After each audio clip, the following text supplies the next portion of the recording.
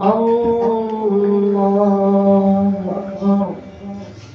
الحمد لله رب العالمين الرحمن الرحيم مالك يوم الدين إياك نعبد وإياك نستعين اهدنا الصراط المستقيم صراط الذين أنعمت عليهم غير المغضوب عليهم ولا الضالين.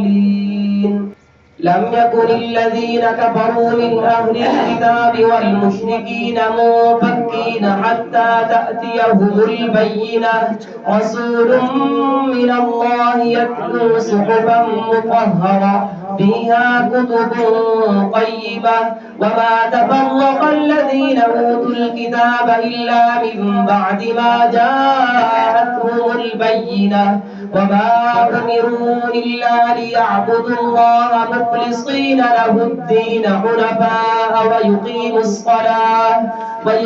الصلاة ويؤتوا الزكاة وذلك دين القيمة. إن الذين كفروا من أهل الكتاب والمشركين في نار جهنم خالدين فيها أولئك هم شر البرية. إن الذين آمنوا وعملوا الصالحات أولئك هم خير البرية جزاؤهم عند ربهم جنات عدن تجري من تحتها الأنهار خالدين فيها أبدا رضي الله عنهم ورضوا عنه ذلك لمن خشي ربه. الله أكبر الله أكبر.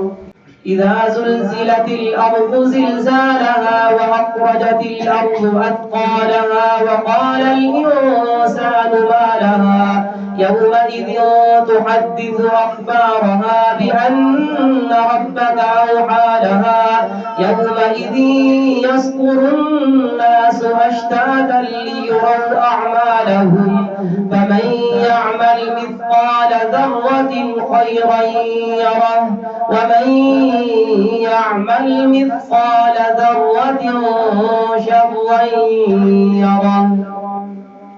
والعاديات ضبحا فالموريات قدحا فالمغيرات صبحا فأثرن به نقعا فوسطن به جمعا.